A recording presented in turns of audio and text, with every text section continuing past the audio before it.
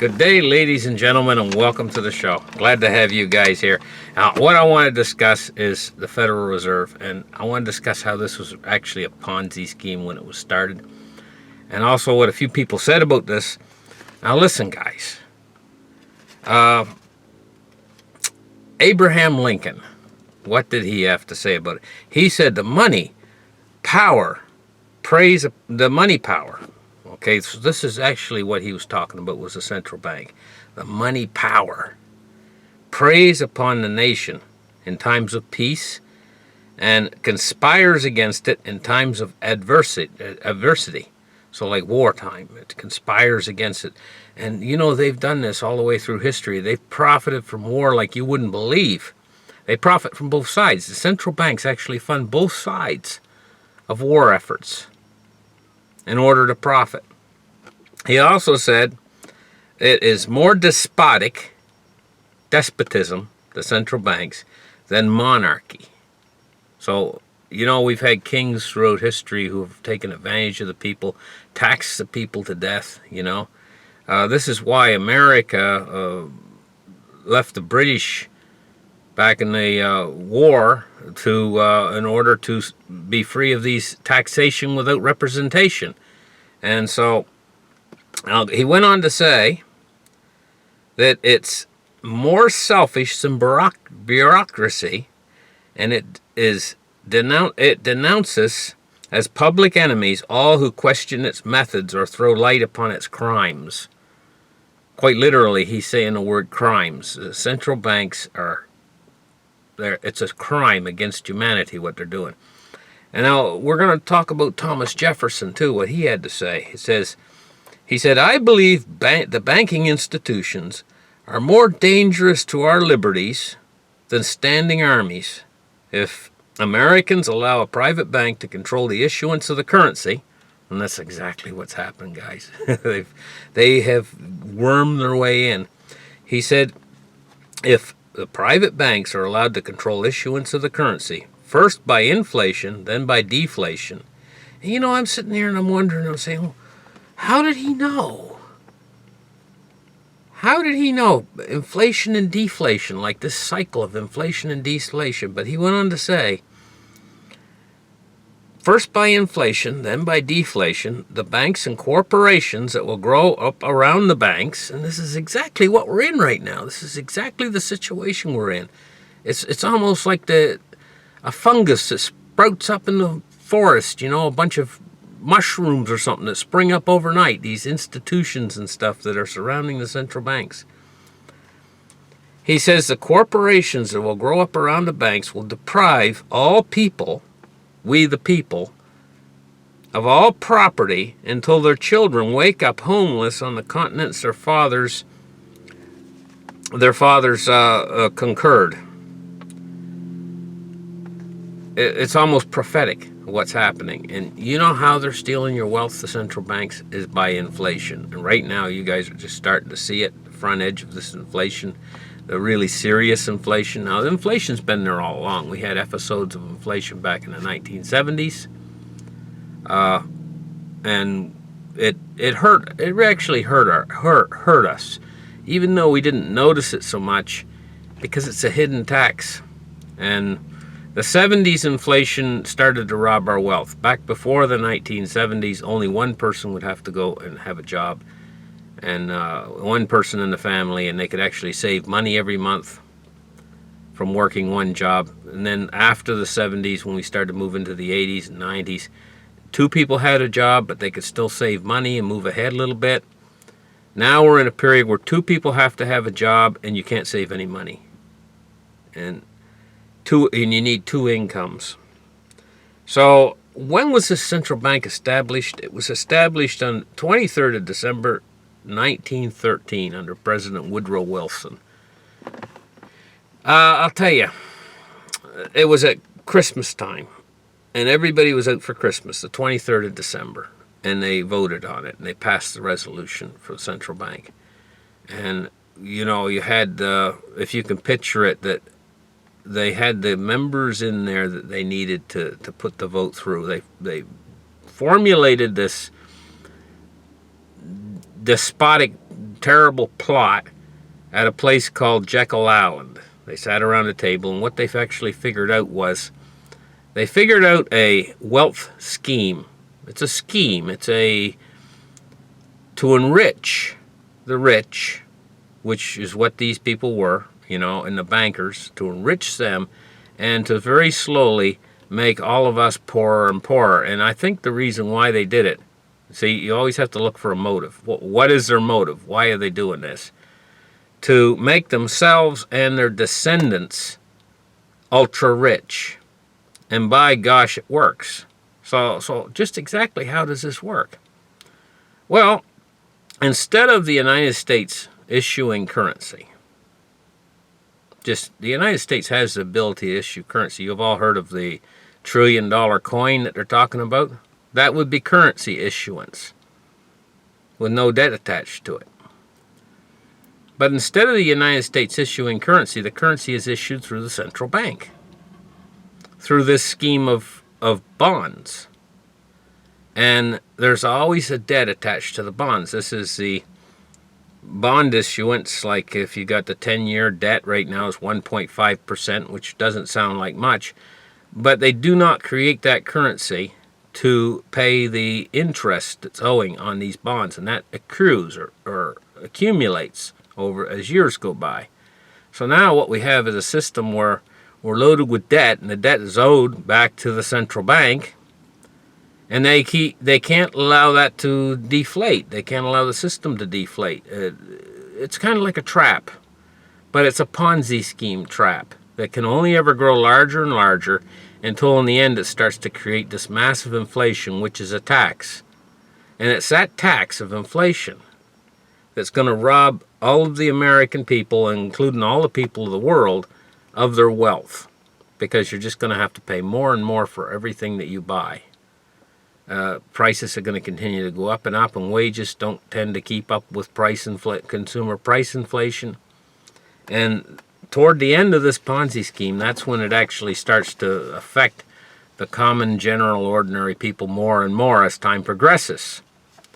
It's the sort of thing where it's on what's called an exponential scale, this Ponzi scheme. And basically what that means is things are not going to get better. There's a trap here. And one other thing I want to point out is, while we're talking about this, is the central bankers now themselves are not really the ones who actually set this in motion.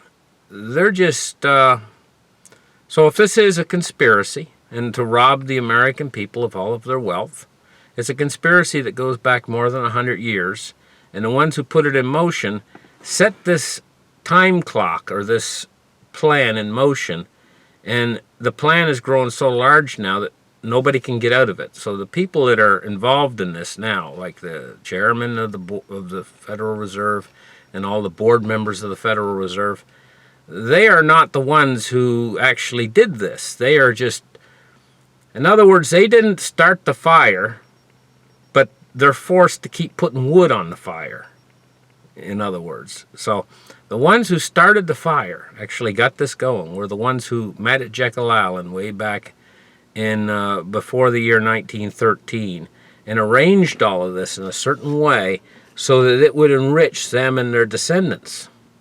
Now what's happened is you have the ultra rich out there, and all the ones who are involved are still involved in it, but it is following a certain procedure. Something similar to when you take out a mortgage and you sign a mortgage agreement and everything. If you want to buy a house and it's a 30-year arrangement, that arrangement is going to follow the original copy of the arrangement of the deed for the mortgage. It's going to follow that till the end. It follows through the 30-year plan. Well, this is like a plan with it's open-ended. It doesn't really have an end to it. It can continue off into the future.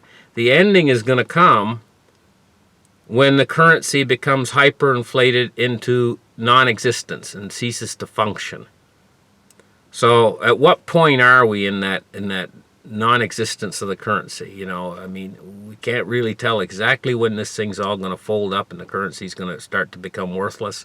But guys, I think we're actually starting to get close. When I started this channel 6 years ago, it was quite a ways out there. And I thought it was close. I thought it was closer than what it is. Now we're at this point right here. And it's kind of like a car moving toward a cliff, you know.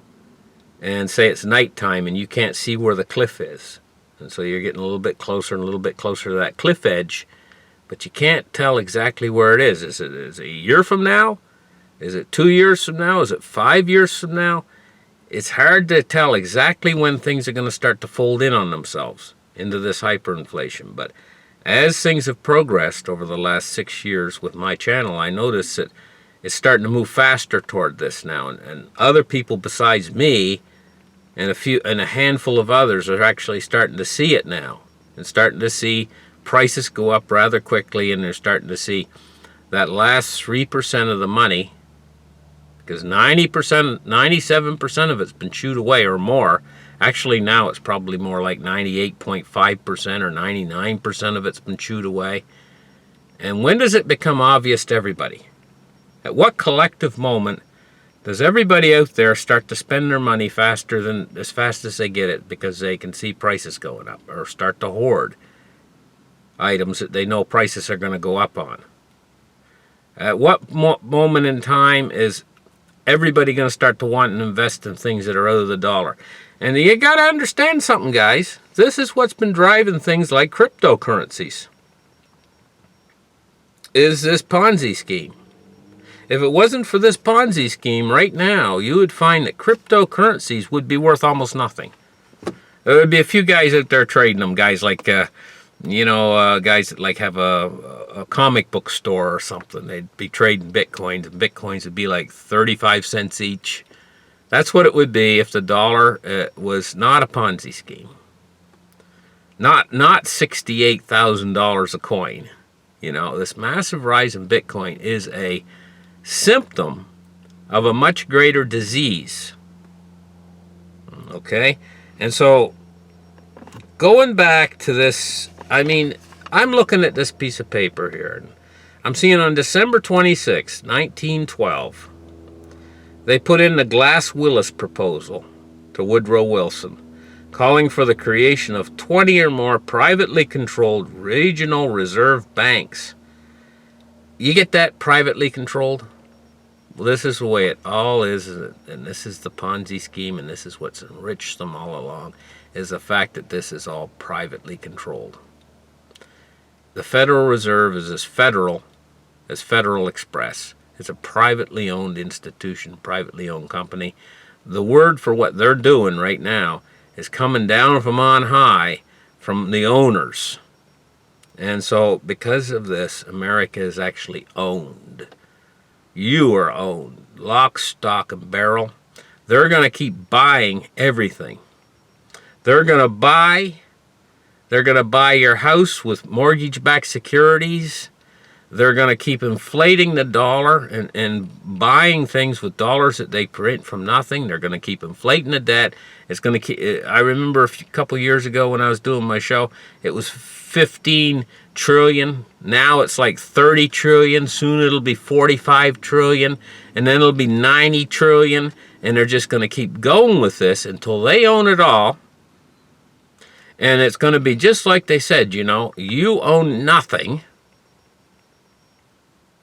and you will be happy. I don't know how you're going to be happy owning nothing. I guess they're planning on moving everybody into some sort of a things that are like a when everybody has to stay in one house, you know, and they all have to share one electric bicycle, and they all have to eat these new burgers that they're going to create for you out of grinding soy meal together with bugs, you know, or something like that, and it's just going to be some sort of a strange new world that we're in. When after they've bought everything, and then what are they going to be up there and have everything, all the world, and you're basically a slave class, you know? That's what they're really doing. And so we have to go back to what Thomas Jefferson said here.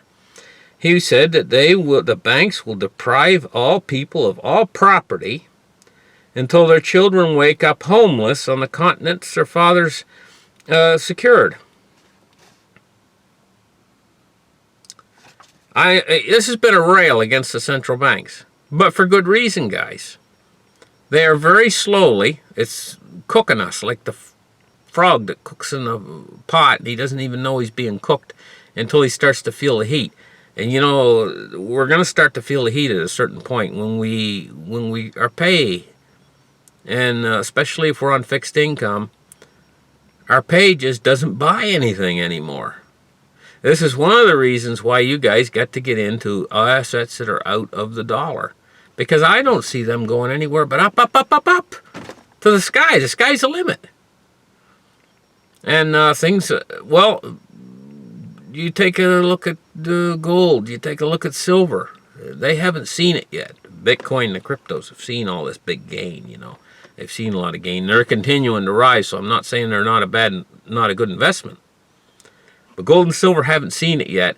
Now this morning, we saw a big pop in gold and silver price. How long will that last? I don't know. The suppressors might come in and start to knock it down again on the COMEX, you know, but we're going to have to wait and see. But they might. How close are we toward the end of them running out of silver? You guys don't know yet, okay? So we're going to have to wait and see on that one.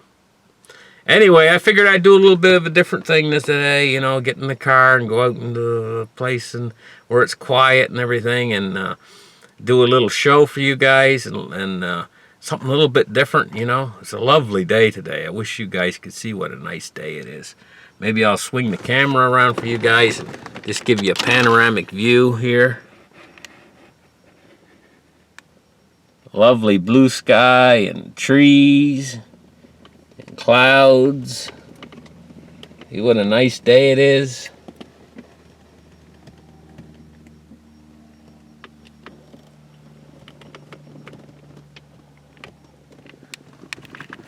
I'm in a little park here, and I'm going to take a little walk after I'm done talking for you guys.